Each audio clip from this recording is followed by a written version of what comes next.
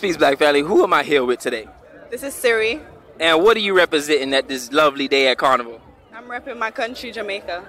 The yard, the home of Marcus Garvey. Yup. Yeah, what you know about Marcus Garvey? Oh Lord. The sniggers and giggles. Somebody got to put a Google out. Okay, so Marcus Garvey is one of our national heroes. Out of 5. Out of 5, you want me to list the 5? Because Well, that's no, you not don't got gonna to list work the 5. right now. I know the 5, but you don't got to list the 5. Yeah. Yeah, he's that. Yeah. Yeah. And that's it? Yeah. I heard crickets in the background. She's like, that's it. That's it. you want to know? You don't know what he stood for, his message. He stood for a lot, because even when I came to America, you know, his name got brought up in U.S. history as well. So that just told me that, you know, he really stood for a lot, and he, you know, he was a well-known person. And that's all that I can Mayu, you know, you see? You're giving me... Okay, so we're just going to give you a little brief history on Marcus Garvey 101. Born in St. Anne's Bay, obviously came to America. The only African man to unite 15 million Africans globally. To connect 15 million of us globally. This is before Instagram, before Facebook, before everything. He did it, connected us together. And modernized what we consider today as Pan-Africanism. And he created this flag right here, this red, black, and green flag right here. Those are essentially the first colors of African people right here. You get what I'm saying? And he's somebody that we should know as Africans within this diaspora. You get what I'm saying? Do y'all know what we celebrating today? Culture. The culture. Do y'all know that this is like a Obia celebration? You know what? Obia. You know what Obia is? Yeah. Yeah. That's what this is. This is a voodoo ceremony. That's what you think? That's what I know. Okay. That's 100% what I know. Yeah, this is definitely like a voodoo ceremony. And it's nothing bad with Obia. It's nothing bad with voodoo. It's nothing bad with Ifa and Santeria. Those are our cultural things. You get what I'm saying? But a lot of times it get whitewashed, and then we think that it's negative and it's bad. But this definitely comes from the culture of Ifa and voodoo. Okay. Now I'm going to ask you one question. We're going to get off history. We're going to get off all that. How do you feel about black men? About what? Black men. Black men? Black men. I love black men. Like right here? Yeah, black men. Would you ever date outside your race? Of course. Why not? Oh, this question targeted. What about you? I date outside my race all the time. I haven't never dated a black man before. And why is that? Come a little closer. Why is it that you never dated a black man before? Thank you, sweetie. Appreciate you. I have nothing against black men. I mean, it's not a matter of who they are. It's just what I'm attracted to and how I was brought up. I was brought up like being attracted to white men. Yes. Okay. Like, so it's nothing against them. I'm just not attracted to them. So who was influential in helping you be attracted to white men? Was it your mother, father? Who was pushing you to liking white men? My mom. Your mom. My mom. And actually, I'm going to have to say my mom and my dad. And my mom's the one from Jamaica. Wow. Because my mom, she was brought up in Jamaica with, you know, the servants. Like, you know, people serving her. And my dad put in my head, my dad's side of the family put in my head, like, that's what white people, you know, that high power status. So my mom put it in my head, you know, that's how she was served, she was brought up, and my dad put in my head, oh, that's what white people's status is now. That's what I was brought up with. That's what I got attracted to. Wow. So it's nothing against black men. I mean, y'all be attracted because, you know, I know some of y'all fine, but that's just not what I'm attracted to. So now, I just want to say this. Are you aware that attraction is a social construct? That what you think that you are attracted to or who you think you are attracted to was created and designed for specific reasons? Do you want me to elaborate on that more? So let's say you and I go to Africa and we go to one of those tribal places, right? And you see the brothers with the big lip plates and the big, you know, whatever culture thing they have. You're not going to be attracted to that, correct? No. But in their culture, that's attractive, right? So even culture defines what we consider to be attractive. Like right now, our black women are the biggest consumers of synthetic hair, right? Skin bleaching products, right? So they've been taught through society that this is what is attractive. Even men have been taught, oh, well, long hair, straight hair, this and that and that. So a lot of times when we think this is what we're attracted to, that's what you've been programmed to be attracted to. You get what I'm saying? And that's no shot to you, sister. You get what I'm saying? I'm just saying, I know you're young, but that's what we've been taught to be attracted to. You get what I'm saying? I got women in my family, I've never seen their natural hair. That's a real deep predicament that we're in as Africans. So when you say you're attracted to white men, I say think again. You might be socially constructed to think you're attracted to white men. But ain't nothing like an African brother. Ain't nothing like a black sister and a black man together. You know what I'm saying? I appreciate you for your time, sister. All right? I appreciate you for your time. Peace and Black Power family. Who do I have here with me today? Tiffany. And where are you coming from, Tiffany? California, by way of Guyana. Ooh, by way of Guyana. Give me a little bit of history about Guyana for those who may not know. If y'all don't know Jim Jones, check out Jim Jones. That's Guyana, right there. Right Jim Jones. Jim Jones, the Kool-Aid. And not the rapper now. The man. Not Dipset, not Dipset, but Jim Jones, the Kool-Aid man. The Kool-Aid man. The white apostle that took all the black people down there and made them drink Kool-Aid and killed them and all that type of stuff like that. So yeah, that's definitely where it took place at. Let me ask you a question. We got to turn this interview up real quick. I ain't even gonna play with you right quick. Turn it up. How do you feel about black men? I love black men. They're amazing. The world would not be the same without black men because black men make the world go around. Black men need black women. Black women need black men. It's true. Now, you being from California, there's a lot of swinging going on in California with the swirling going on, right? How do you feel about the swirling that's taking place, that's diluting and destroying our Africanness? You know, love is love. Love is love. You can't help who you fall in love with. You cannot help who you fall in love with, but... Do you love me? I love you. I love your melanin. I love your beard. I love... No. Those are aspects of me. But I don't know you. See, I just So met you go. today. There you go. But So, I can learn to love you. So love is a learned emotion. So when we say love is love, it's learnt. it's learned. It's learnt. It's 100% learned. It's a learnt. Yes. So we need to learn to love ourselves First. That's the most important part. Once you love yourself, you can love everyone else. I get you. That's word right there. I got you. I ain't mad at you. Anything you want to say to black men or even black women out there? Because a lot of times black men try to say what black women need to do. And I believe that a black man can't tell a black woman what to do necessarily, but can give constructive criticism. And a lot of times black women try to tell black men what to do and vice versa. So anything you want to say to black women or black men out there? Love each other, and love is important. Without love for one another, men and women, we can't get anywhere. So if you love a man first or you love your woman first, that's the most important part. And love yourself. Once you love yourself and you get to know yourself and love yourself, then you can move on to someone else. And you can share that love that you loved within yourself. It comes within. So within comes out. Now, one last question. Do you think a lot of times these titles as going by Haitian and Jamaican, do you think they separate us more than they do to bring us close together? They do separate us because most cultures think they're most important because you guys speak French, Haitians speak French, and Guyana, we're the only English-speaking country in South America. Right. And then, so everybody has their own little twang or their own little whatnots. So everyone thinks they're more special than other people. Like Jamaicans think they're more special than everybody because that's the most tourist place. That's where everybody knows. Because if you say I'm from the Caribbean, where does everybody think you're from? Jamaica.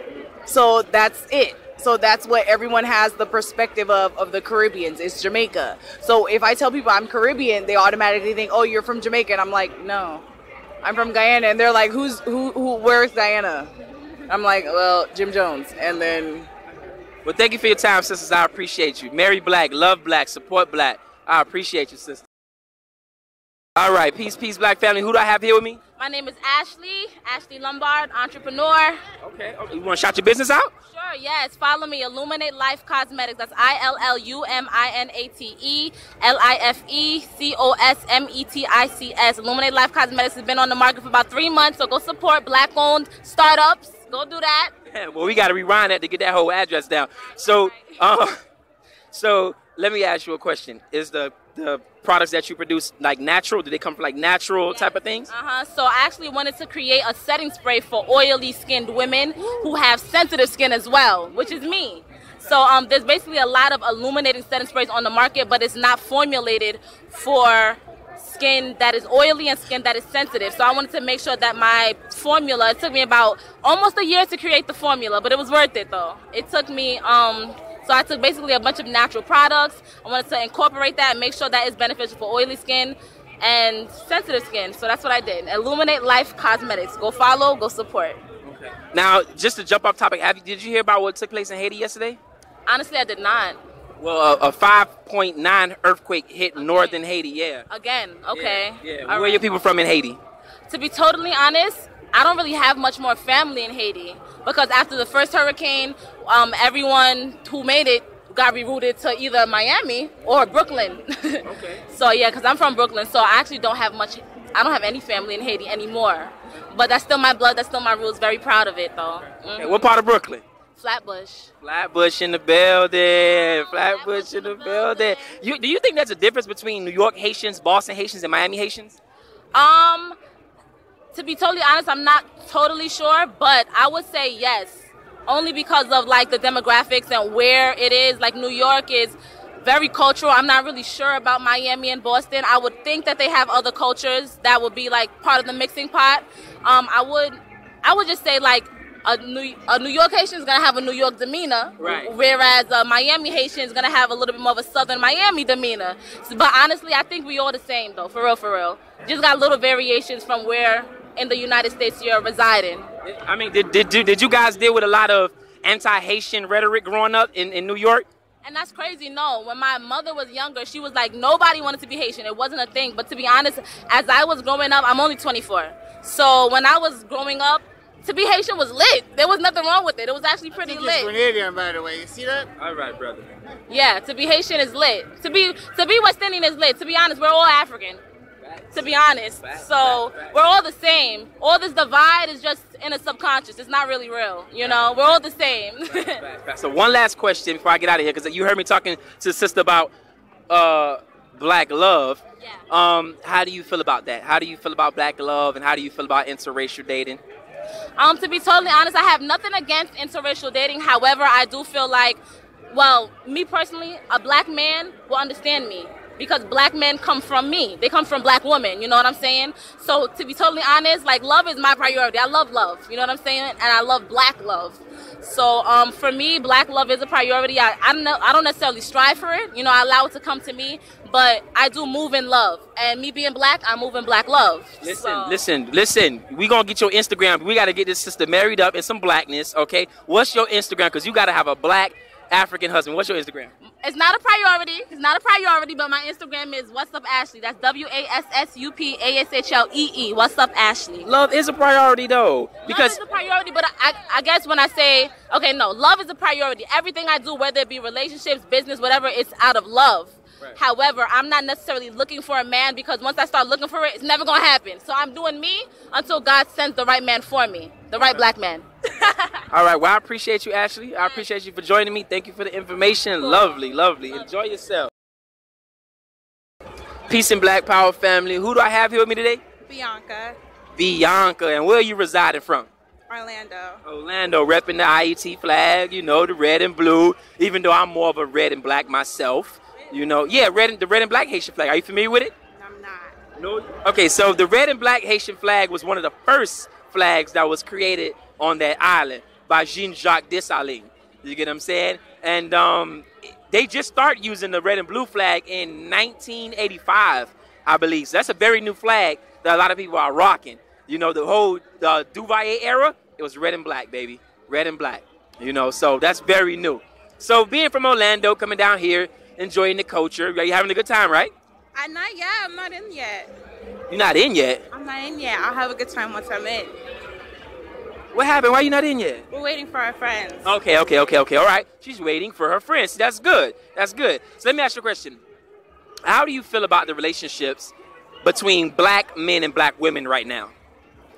And you're like, what, 21? I'm 21. Okay. So you haven't really felt love and been deep in love yet, but how do you feel about the way it's moving? Okay, so from what I've been seeing, because I haven't experienced it yet, you know, I'm still young. From what I see, it's really beautiful, you know, like you just see how a black man would protect his black woman at any cost, and no matter what he would, no matter what she needs or what she's feeling, like he'll always be there. So. And let me say, I love the plaits you got in your hair. I love Afrocentric hairstyles. I'm not a big fan of the weaves, right. the blonde wigs. You know, I'm not a big fan of that. You can step over here a little bit more. You don't got to be shy. You ain't got to run from me. I'm not a big fan of that.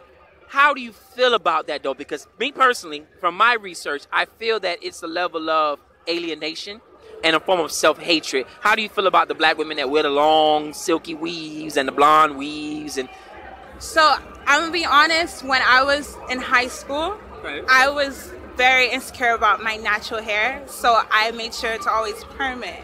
Okay. But as I got older, I wanted to embrace it more. And like now, I'm in love with my natural hair. I love my curls, and I love my braids, and you know, I love my twists. Now, sew-ins, it's not that I'm against it. I'm just not too big of a fan of it. You know, I just feel like I'd rather show off my hair. I'd rather just have the wind blow through my real roots. You know, right. So yeah. Have you watched Napoli Ever After?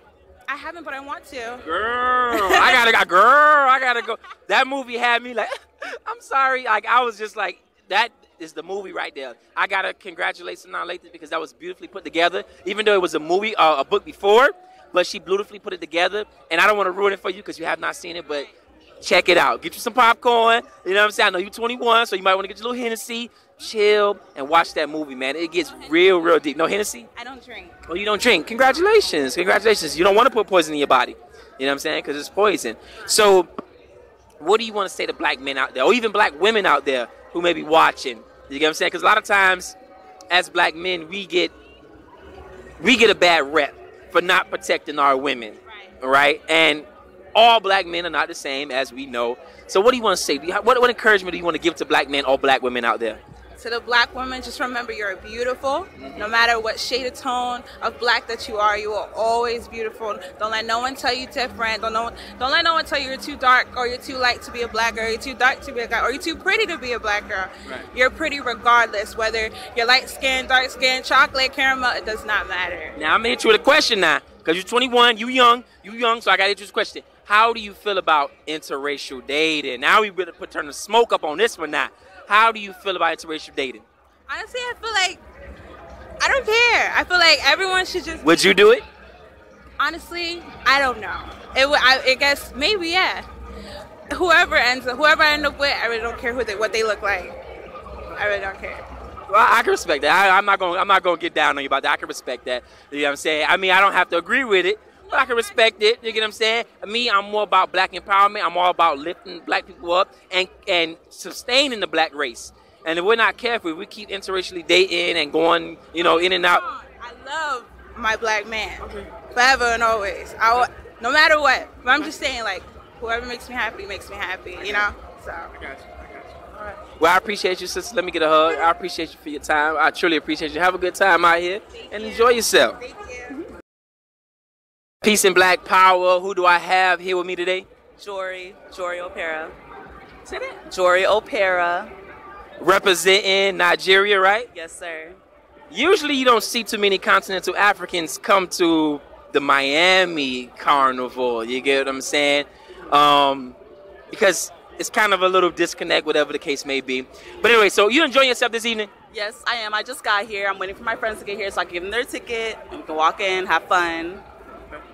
Are you familiar with the cultural concept of Carnival come from? Well, I didn't really know much about the Caribbean culture until I got to college. And then I got to college and all of my friends were Caribbean. So I was like, wow, like I feel like an honorary Caribbean now. So I've been going to Carnival ever since I was a freshman. And it's a beautiful experience. Like they do, massively play Caribbean music, but they also play African music too because they recognize that we are interconnected. And so like it's kind of a method of bridging the gap between us, and I really love that. Say that again, that we interconnected, because a lot of people don't think that we're African. A lot of people don't think that we're African. They think that we're something other than African. So let them know that we African. No, we are all African. We are all African. If your skin is colored, if you have any type of pigmentation, you are African. So that's something to own, and it's something to love. I agree and I disagree. And the reason why I disagree is because you have East Indians who have pigmentation in their skin, but they're not African. This is true, but at the same time, like in the beginning of time, there was a supercontinent, and at the end of the day, everybody came from us. And they also interbred with other people, so they're not of us. You get what I'm saying? Because we know that we are the only people who have the phenotype that we have on the planet and the hair texture that we have on the planet, right? Scientists have already proven that we are the only pure humans on the planet. Everyone else has a denisovan gene that dilutes them, that makes them have like animal hair, right? That holds long Asians and all that type of stuff like that. So, no, it's animal hair. It's animal hair, right? Because we can't get lice. Let's be real about that situation. We can't get lice because of our hair texture. So we are the only pure humans on the planet. So let me ask you a question. How do you feel about black love? You marrying a black man? Yes, for sure. For sure. For sure. For sure. Hands down. Okay. There's no other ethnicity of man that I marry. Listen, let these black men out here know that you love them, because I love black men. You all are appreciated, even though you all get put down a lot by other races and by us as well, because you do have to do better. But at the end of the day, we're the only ones who will be able to hold you down because we understand what you go through, because there's no woman that's disrespected like the black woman. And so I will only marry a black man because a black man is the only thing that's for me. See, today we have some coonery and buffoonery out here today. But today we got a sister out here appreciating and loving black men. I appreciate that so much, sister, because we need that. Black men are so beat down. I'm going to hit you with a story right quick. One time I was talking to a lady, and she was at my house. She was doing something, right? And she said, "You're not from here." And I said, "How do you know?" She said, "Because African-American men's shoulders are low." She's like, because she said, because they've been beat down so much in the system that they feel a certain way about themselves, that when other people come here, that it's a whole different experience. And she said, "I could tell by your aura that you are not from here. You're black, but you're not from here." So our men have been beat down so much, and I appreciate the sister that appreciates the struggle of a black man and appreciates a black man. We appreciate you too. We love you too. I love the natural hair, by the way. You killing it. Don't ever put a perm in it. You can do. I used to be perm. I went natural. You used to be perm? Yes. What made you go? For 4 years now. Ooh, I'm getting a phone call. These are my friends. No worries. Thank you. I appreciate you, sister. Let me get a hug. You. Enjoy yourself, man. Enjoy yourself.